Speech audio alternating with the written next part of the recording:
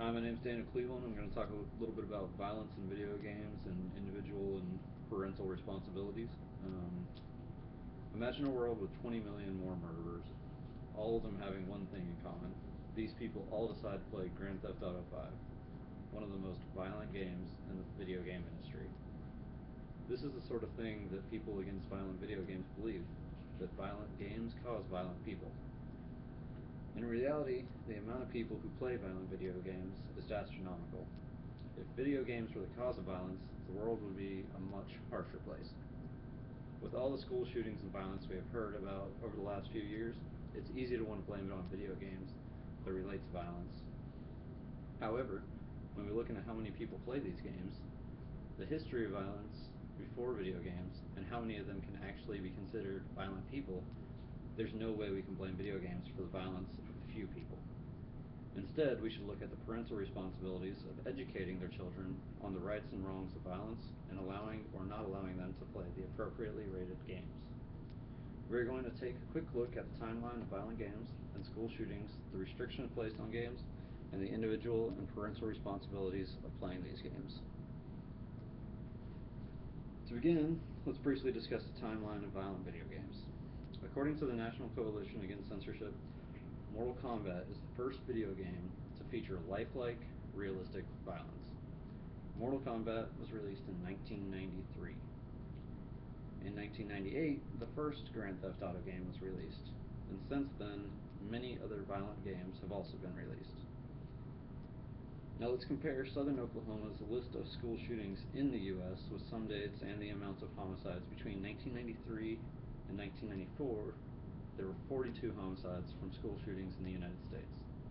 In 1998 to 1999, there were 25. In 2002 to 2003, 14 deaths in the United States from school shootings. In 2009 to 2010, 5 deaths.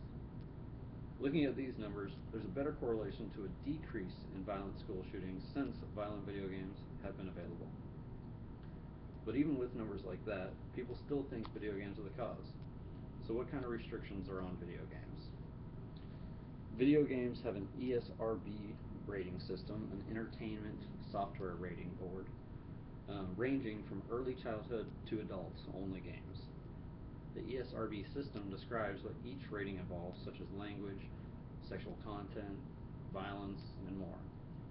Games like Grand Theft Auto are rated M for mature. It is an adult's, such as a child's parents', responsibility to review each game purchased to determine if the game is appropriate for the child. Until the child is 17 years old, they are required to have an adult purchase any M-rated or adult-rated game. This being said, a parent should be paying more attention to what their child is doing and what they are playing. If parents are allowing children to play video games that may desensitize them from the reality of violence, it should also fall on the parents to discuss with their children the appropriate time and place for violence, the impact that violence can have on people, and the distinction of reality versus video games. Even though these kinds of morals should have been passed down from the parents to children even prior to video games, it is also a personal responsibility.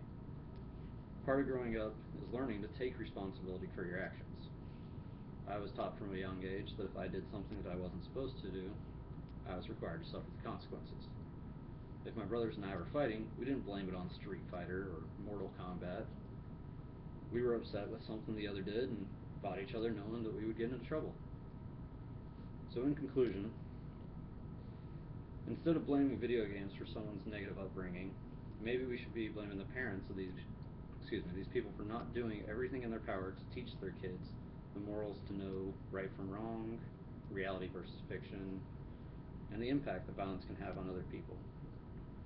Or maybe the parents did do everything they could, and the person has such a distorted sense of self that they were fully aware that they would be personally responsible and just wanted to do it anyways. Should we blame video games for providing a harmless way of venting one's frustrations?